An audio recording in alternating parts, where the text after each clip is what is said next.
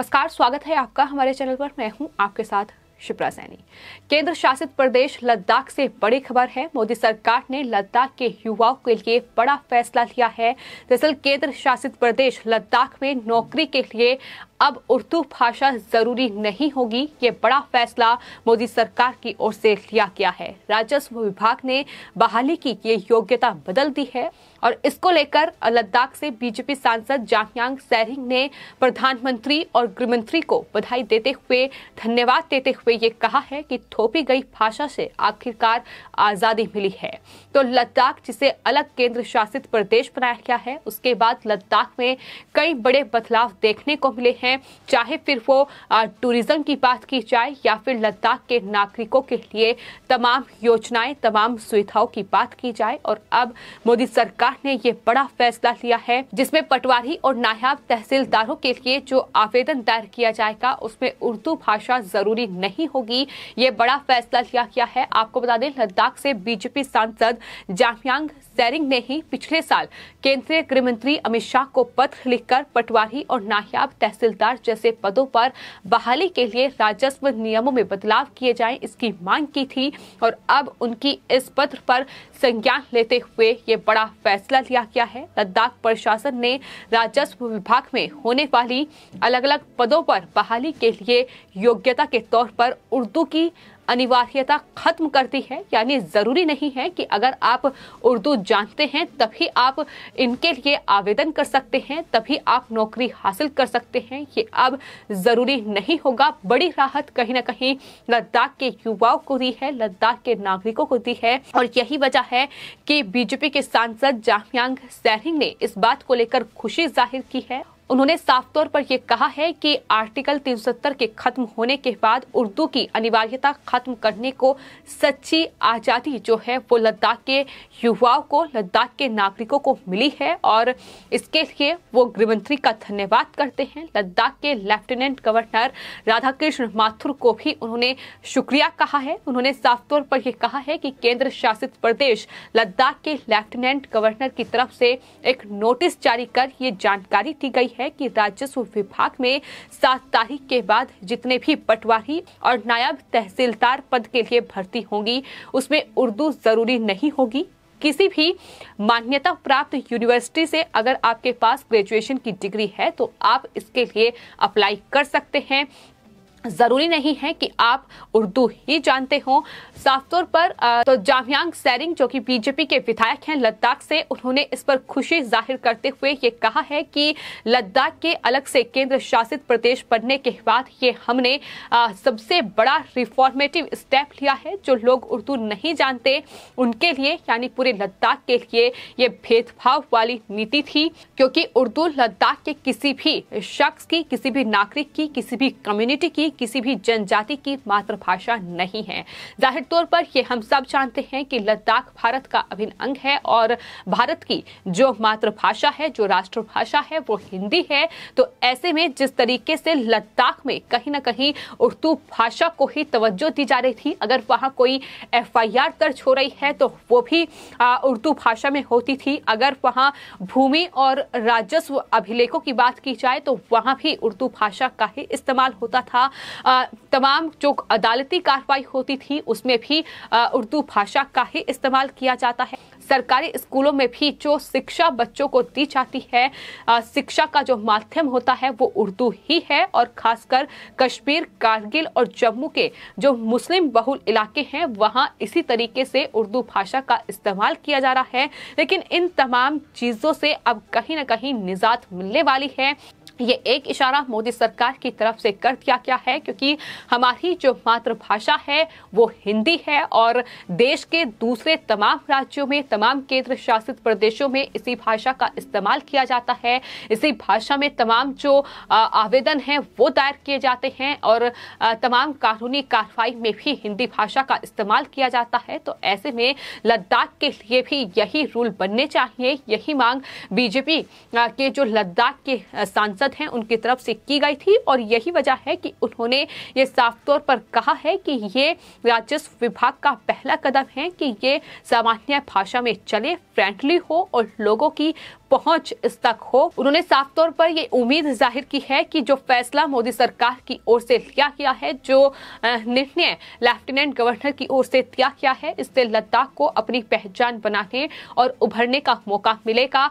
जब से जम्मू कश्मीर से आर्टिकल 370 को खत्म किया गया है, लद्दाख को जम्मू कश्मीर से अलग कर एक केंद्र शासित प्रदेश बनाया गया है, उसके बाद से लगातार हम देख रहे हैं कि चाहे फिर वो विकास कार्य हो, तमाम पुलों का निर्माण करना हो, तमाम सड़कों का निर्माण करना हो, लद्दाख में वो जगह जहां तक पहुंचना नामुमकिन था वहां तक सड़कों का निर्माण किया गया है। इसके अलावा तमाम पर्यटन क्षेत्र जो हैं वो भारतीय नागरिकों को किसी भी प्रकार का कोई परमिट जो है वो देने की अब जरूरत नहीं है और वो लद्दाख घूम सकते हैं।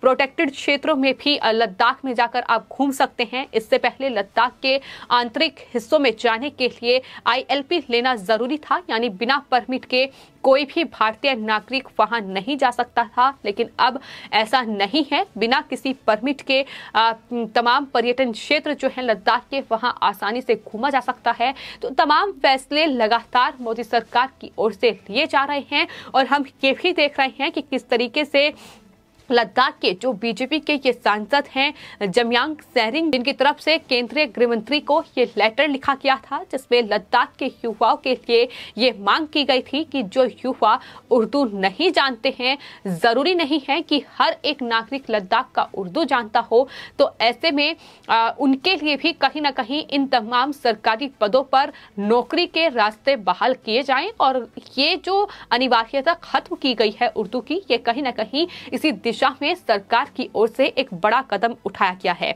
तो एक तरफ जहां दशकों से थोपी गई ये भाषा थी, इससे कहीं ना कहीं आजादी लद्दाख के युवाओं को, लद्दाख के नागरिकों को अब मिलती दिखाई दे रही है। तो वहीं आर्टिकल 370 खत्म होने के बाद कई बड़े महत्वपूर्ण बदलाव लद्दाख में देखने को मिले हैं। सबसे बड़ा बदलाव तो यही है कि पर्यटन के रास्ते लगातार लद्दाख में खुल रहे हैं। लोग, सैलानी लगातार लद्दाख जा रहे हैं। जिस लद्दाख को कहीं ना कहीं गुम करने की कोशिश पिछले सरकारों में हुई है, आज वो लद्दाख विकास की राह पर है। तमाम विकास कार्य, विकास परियोजनाएं वहां चल रही हैं। फिर चाहे वो आर्मी के लिए कैंप बनाने की बात हो, आर्मी के लिए पुल और सड़कों का निर्माण करने की बात हो, तमाम तरीके से आसान उनकी राह बनाई जा रही है कि लद्दाख जैसे क्षेत्र में जहां बर्फीला क्षेत्र है, जहां मुश्किलें कई सेनाओं के सामने हैं, वहां तमाम तरीके से केंद्र सरकार कोशिश यही कर रही है कि सेना के लिए, वहां के नागरिकों के लिए भी कहीं ना कहीं जहां जीवन यापन करना बेहद मुश्किलों भरा है, उनके लिए भी तमाम सुविधाएं वहां दी जाएं। और इसके अलावा बात अगर जम्मू कश्मीर की जाए तो जम्मू कश्मीर को भी जब से आर्टिकल 370 खत्म किया गया है उसके बाद से हमने देखा कि किस तरीके से जो आतंक कहीं ना कहीं जम्मू कश्मीर में हमेशा ही आतंक का साया रहा है, अब एक एक कर साया छट रहा है और जम्मू कश्मीर लगातार विकास की राह पर है। जम्मू कश्मीर में बड़ा बदलाव तो यही है कि आज जम्मू कश्मीर में तिरंगा लहरा रहा है। महबूब मुफ्ती फारूक अब्दुल्ला जैसे नेता जो आज भी आर्टिकल 370 खत्म होने का विरोध करते हैं और ये मांग करते हैं कि 370 की बहाली जम्मू कश्मीर में की जाए, क्योंकि पत्थरबाजों और अलगाववादियों पर जिस तरीके से लगाम लगाई गई है, शिकंजा कसा गया है, कहीं ना कहीं इन तमाम नेताओं की रोजी रोटी केंद्र सरकार के इस फैसले ने छीन ली है। और शायद यही वजह है कि इस तरीके की बौखलाहट हर बार देखने को मिलती है। लेकिन जम्मू कश्मीर की बदलती तस्वीरें, पर्यटन के खुलते रास्ते ये साफ तौर पर बयां कर रहे हैं कि जम्मू कश्मीर हो या फिर केंद्र शासित प्रदेश लद्दाख आज खुशहाली की राह पर निकल पड़ा है। जिस तरीके से लगातार विकास कार्य चल रहे हैं, तमाम योजनाएं जो हैं उसका लाभ वहां के आम नागरिकों तक पहुंच रहा है। आतंकवाद से निकलकर, अलगाववाद और पत्थरबाजी से निकलकर आज युवा सेना में भर्ती हो रहा है। ये तमाम चीजें ही हैं जो साफ तौर पर बयां करती हैं कि किस तरीके से आर्टिकल 370 को खत्म होने के बाद जम्मू कश्मीर और लद्दाख केंद्र शासित प्रदेश बनकर जिस तरीके से विकास कार्य वहां चल रहा है, युवाओं के लिए लगातार बड़े फैसले मोदी सरकार की ओर से लिए जा रहे हैं। किस तरीके से वहां के नागरिक जो कहीं ना कहीं डर के साए में जीते थे, जहां पत्थरबाजों और अलगाववादियों का कहीं ना कहीं बसेरा था। आज वो पूरी तरीके से चीजें खत्म हो चुकी है। आज वही लाल चौक जहां कहीं ना कहीं खूनी खेल हर रोज देखने को मिलता था, आज वहां तिरंगा फहरा रहा है। तमाम 26 जनवरी 5 अगस्त जैसे स्वतंत्रता दिवस के मौके पर भी वहां तिरंगा लहराता है। तो ये अपने आप में तस्वीरें बयां करने के लिए काफी हैं कि किस तरीके से जम्मू कश्मीर और लद्दाख को अलग केंद्र शासित प्रदेश बनाकर मोदी सरकार ने बड़ा फैसला लिया। लेकिन ये फैसला कितना महत्वपूर्ण और कितना कामयाब हो रहा है, ये लद्दाख और जम्मू कश्मीर की बदलती तस्वीर साफ तौर पर बयां कर रही है। और अब युवाओं के लिए मोदी सरकार ने ये बड़ा फैसला लिया है। लद्दाख के युवा जरूरी नहीं है कि उर्दू भाषा जानते हों तभी वो सरकारी नौकरी पा सकते हैं। वो अब किसी भी मान्यता प्राप्त यूनिवर्सिटी से अगर ग्रेजुएशन उन्होंने की है तो वो इन तमाम पदों के लिए आवेदन दायर कर सकते हैं। ये बड़ा फैसला लिया गया है।